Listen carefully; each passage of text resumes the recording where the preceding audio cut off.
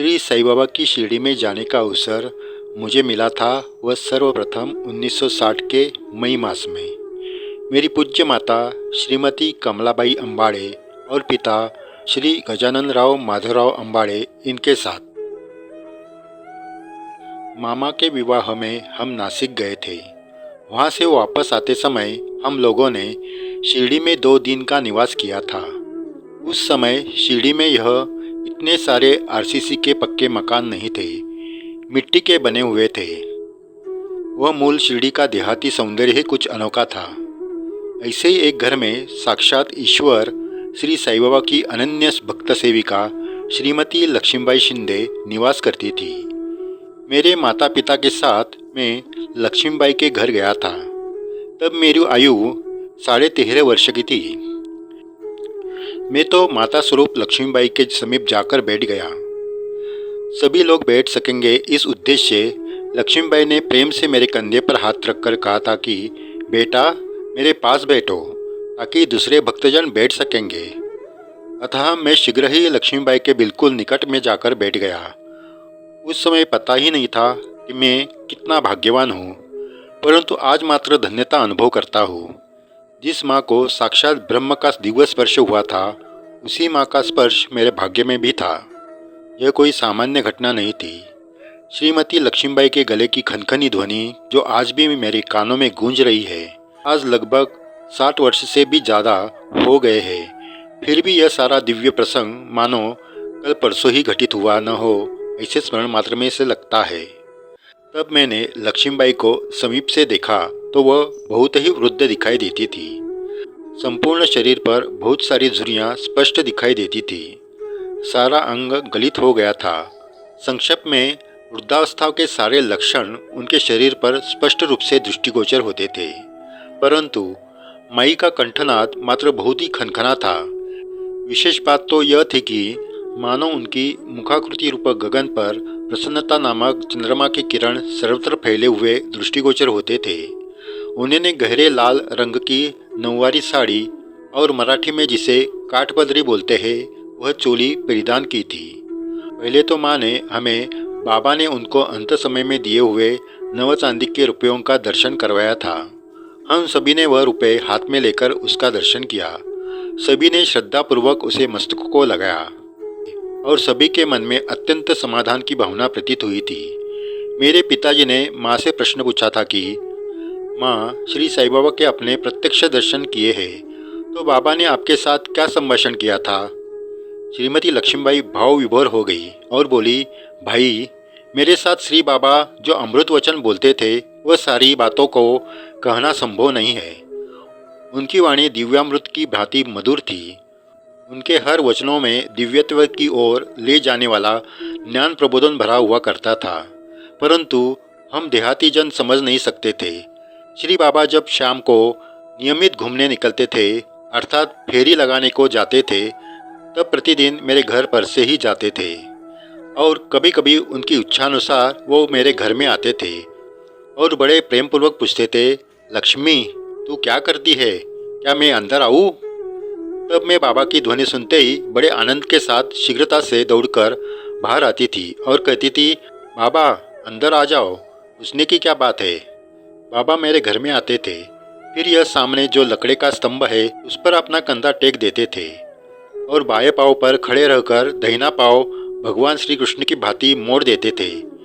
फिर पाँव के अंगूठे का नाखून गोबर से लिपी हुई धरती पर गोल गोल घुमाते रहते थे और धरणी माता की ओर गहरी दृष्टि से देखते रहते थे। इस प्रकार टिकटिकी लगाकर क्या निरीक्षण करते थे वह उनकी बात तो वही जाने। उसी समय मेरे साथ बातें करते रहते थे। एक दिन बाबा बोले थे, लक्ष्मी, देख, तूने मेरी बहुत सेवा की है और तुझे मैं तेरे जीवन में किसी भी बात की कमी नहीं रहने दूंगा।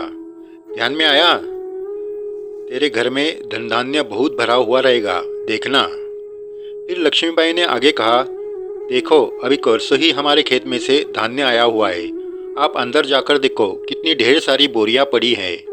जितना चाहिए उतना धान्य हम रख लेते हैं। खेत में काम करने वाले श्रमिकों को भी कुछ बांट देते हैं। उनके भी तो बाल बच्चे हैं ना। बाकी का बचा हुआ सारा धान्य बेच देते हैं। अच्छा धन मिलता है। श्री बाबा की हम पर असीम कृपा है। सचमुच बाबा तो बाबा ही है। मेरा 40 व्यक्तियों का बड़ा संयुक्त कुटुंब है। सारे आज मिलजुल कर रहते हैं। साईं की कृपा से सारे बहुत सुखी है। किसी भी वस्तु की कुछ भी कमी नहीं है। आज श्री बाबा को समाधि लेकर 40 वर्षों से भी अधिक काल बीत चुका है, परंतु बाबा के वचनों की सत्यता आज भी प्रतीत होती है। श्री साईं बाबा जैसा बोल गए हैं वैसा ही बिल्कुल होता ही है। उसी समय बाहर और कोई भक्तगण आ गए। उनको अंदर से ही माँ ने बहुत प्रेम भरे स्वर में कहा था, थोड़ी देर रुक जाओ भाई, बाद में अंदर बुलाती हूँ आपको भी। बैठो बैठो, वहाँ कोई आपत्ति नहीं है। उसके पश्चात लक्ष्मीबाई विनयपूर्वक बोली थी कि वैसे देखा जाए तो मैंने श्री बाबा की खास कोई सेवा नहीं की है। केवल प्रतिदिन भाजी भाकरी अर्थात सब्जी रोटी लेकर जाती थी और भक्तिभाव से मेरे बाबा को खिलाती थी, बस। परंतु इतने से उपकारों के लिए बाबा ने कितना सारा दे दिया है, देखो। और तो और मन की शांति और प्रसन्नता भी दी है। उस आनंद का तो वर्णन ही नहीं कर सकते। बाबा सचमुच महान है। श्री लक्ष्मीबाई के साथ हमारा इतना ही वार्तालाप हुआ। बाद में हम दर्शन करने के लिए द्वारकामाई की ओर चल पड़े। इस वार्तालाप से हमें प्रबोधन मिलता है तो इस तरह। अब इस प्रसंग से श्री साईं बाबा हमें क्या बोध देना चाहते हैं, इस बात पर हम विचार विमर्श करेंगे, उनकी समीक्षा करेंगे। सर्वप्रथम तो श्री बाबा ने लक्ष्मीबाई को 9 रूप में दान दिए थे। उसका अर्थ यह है कि मनुष्य ने अपने जीवन में दान करना चाहिए। यहाँ पर दान का महत्व विशद किया गया है। दान करने से हमारे में घातक ऐसी स्वार्थ वृत्ति नहीं रह पाती, साथ साथ आसक्ति से छुड़ाने वाली त्याग वृत्ति में वृद्धि होने लगती है। आज प्रबल स्वार्थ और त्याग भावना में त्रुटि होने से ही जगत की अधिकतम समस्याओं को कोई समाधान नहीं मिल रहा है। सारी समस्याओं का जड़ एक अनुचित स्वार्थ का होना और त्याग का न होना ही है। निस्वार्थ भावना का प्रकटीकरण और त्याग का अनुसरण विशुद्ध प्रेम के बिना उत्पन्न होना सर्वथा असंभव है। शास्त्रानुसार हर संपन्न व्यक्ति ने अपनी आय में से 10% धन उदार मन से दान में देना उसका कर्तव्य है। श्री साईनाथ भगवान श्री कृष्ण के भांति बाएं पांव पर खड़े रहते थे और दहिना पांव मोड़ देते थे। श्री कृष्ण एवं श्री साई एक ही है, यही संकेत हमें मिलता है। अब श्री बाबा धरनी पर पांव के अंगूठे का नाखून गोलाकार क्यों घुमाते थे और गहरी दृष्टि से टिकटिकी लगाकर क्यों देखते रहते थे, यही एक पहेली है। दीर्घकाल के मन चिंतन के पश्चात यह प्रतीत होता है कि गोलाकार यानी वर्तुलाकार में अंगूठे को घुमाने का अर्थ है यह ब्रह्मांड गोलाकार है और वह निरंतर घूमता रहता है। प्रत्येक ग्रह अपने ही आसपास सदा घूमते रहते हैं। वैसे ही श्री बाबा ने भूमि पर सीधी रेखा नहीं खींची थी, अपितु वर्तुल बनाया था। सीधी रेखा को आदि यानी प्रारंभ होता है और दूसरी ओर उसका अंत भी होता है। अब जिसको आदि प्रारंभ भी है और अंत भी है वह विनाशी तत्व है, वह है असत्य। जैसे हमारा शरीर प्रारंभ में जन्म के पहले नहीं होता है और मृत्यु के पश्चात अंत में भी नहीं होता है, केवल बीच में रहकर नष्ट हो जाता है। अर्थात जो आदि अंत में रहता नहीं है वह नश्वर है, माया है। अब वर्तुल का न प्रारंभ होता है और न अंत होता है। वर्तुल के किसी भी बिंदु को हम प्रारंभ नहीं कह सकते, क्योंकि प्रत्येक बिंदु के पहले बिंदु ही होता है और अंत में भी बिंदु ही होता है। वर्तुल का प्रत्येक बिंदु प्रतिक्षण अपनी दिशा आंशिक मात्रा में परिवर्तित करता है। ऐसा होते हुए भी प्रत्येक बिंदु केंद्र स्थान से समांतर रहता है। उसके अंतर में कभी भी अधिकता या न्यूनता संभव नहीं होती। और एक बार गोलाकार या चक्र यदि घूमता रहे तो ही वह अन्य चक्रों को भी गति प्रदान करता है और गति ही प्रगति की द्योतक है। देखो, यंत्र के सारे चक्र गोलाकार में घूमते हैं। इस कारण से यंत्राकार चलते हैं, प्रगति होती है और विकास होता है। विशेष बात यह है कि वर्तुल या चक्र को बीच में जो धुरा यानी एक्सल होती है वह कभी भी घूमती नहीं है, वह सदा स्थिर रहती है। इसका अर्थ यह है कि मूलतः स्थिरता ही गति का कारण है। स्थिरता के बिना गति का होना संभव नहीं है। यदि ब्रह्मांड गोलाकार घूमता रहता है तो उसे गति प्रदान करने वाली स्थिर धुरा ईश्वरीय शक्ति का प्रतीक है। श्री साईं बाबा के उपरोक्त इस प्रसंग से कुछ ऐसा सुंदर प्रबोधन हमें प्राप्त होता है। श्री बाबा का अब टिकटिकी लगाकर देखने का अर्थ ऐसा कह सकते हैं कि जीवन में ध्यान का बहुत महत्व है। वह ध्यान भी गहराई से होना अनिवार्य है। ध्यान से मन बुद्धि की एकाग्रता बन पाती है। ध्यान साधना से अंतर्मन की जागृति आने के पश्चात बाह्य जगत के आकर्षण विकर्षण से मन कदापि विचलित नहीं हो सकता। मन की स्थिरता ही आध्यात्मिक जगत में मुख्य लाभदायी होती है। इस प्रकार श्री बाबा के वर्तन से हमें अनमोल प्रबोधन मिलता है। बाबा कभी कभी लक्ष्मीबाई के घर जाते थे, बार बार नहीं जाते थे।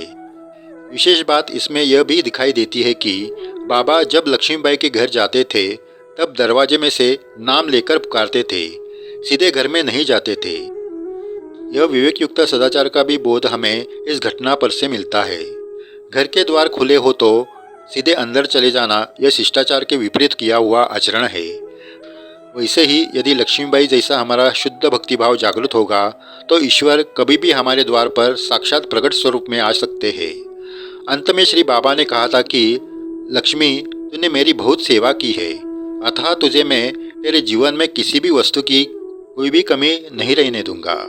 ऐसे अधिकारपूर्ण वचनों से श्री साईं बाबा का ईश्वर तत्व ही सिद्ध होता है। इस घटना पर से यह बोध मिलता है कि हमें किसी के भी उपकार कभी भी भूलना नहीं चाहिए, किसी के भी अपकारों को कभी भी स्मरण में नहीं रखना चाहिए। यही सुखी एवं शांतिपूर्ण जीवन का मूल मंत्र है। श्री साई सेविका लक्ष्मीबाई शिंदे ने कहा था कि श्री साईं बाबा की कृपा से खेत में से बहुत धान्य आया है। फसल अच्छी होती है, इसलिए हमें खेत में काम करने वाले श्रमिकों को भी बांट देते हैं, क्योंकि उनके भी तो बाल बच्चे हैं ना। यह सही सोच सही भक्ति के कारण ही आ सकती है, अन्यथा आज अनेक स्थल पर श्रमिकों को पोषण के नाम पर शोषण ही होता है। लक्ष्मीबाई ने अंत में कहा था कि बाबा ने मुझे सेवा के स्थान पर कितना सारा दे दिया है। श्रीमती लक्ष्मीबाई ने श्री साईं बाबा की निस्वार्थ भाव से सेवा की थी। उसने प्रतिदिन कष्ट उठाकर रोटी बनाना, चलकर देने के लिए जाना, यह नियम आजीवन संभाला। फिर भी लक्ष्मीबाई को तो यही लगता था कि उन्होंने कुछ भी किया नहीं है। यहाँ पर लक्ष्मीबाई की निराभिमानी वृत्ति स्पष्ट दिखाई देती है। श्री बाबा ने इस सेवा के स्थान पर केवल भौतिक सुख ही नहीं दिया था, परंतु अति दुर्लभ ऐसी मन की शांति अर्पण कर दी थी एवं समाधान भी दिया था। परम कृपालु, परम दयालु श्री साईं बाबा। इस तरह लक्ष्मीबाई शिंदे के साथ वार्तालाप करने के बाद जो प्रबोधन मिला है वह हमें जीवन भर उपयोगी पड़ेगी। जय साईं राम। सही भक्तों, मधुकर अंबाड़ी जी ने अपने बचपन में लक्ष्मीबाई के दर्शन किए, उनको सुना और उन्हें बाबा ने दिए हुए 9 सिक्के का दर्शन भी उन्होंने किया। अब दर्शकों के मन में ये उत्सुकता होगी कि ये 9 सिक्के उन्हें कहाँ मिलेंगे, उनके दर्शन कहाँ होंगे। मुझे आपको बताते हुए खुशी होती है कि आज भी शिरडी में उन 9 सिक्के का दर्शन मिलता है। लक्ष्मीबाई शिंदे की पोती शैलजा माँ और उनके परिवार ने उनके निवास स्थान में इन 9 सिक्कों को बड़ी श्रद्धा से जतन किया है।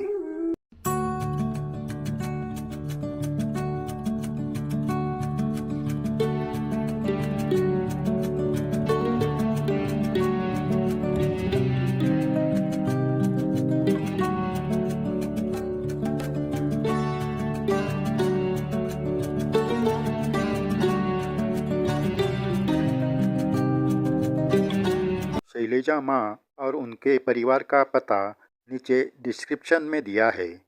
सही भक्त जब कभी शिरडी जाए इन 9 सिक्के का दर्शन जरूर कर लो। जय साईं राम। ओम साईं राम। श्री साई सागर हिंदी यूट्यूब चैनल पर आपका स्वागत है।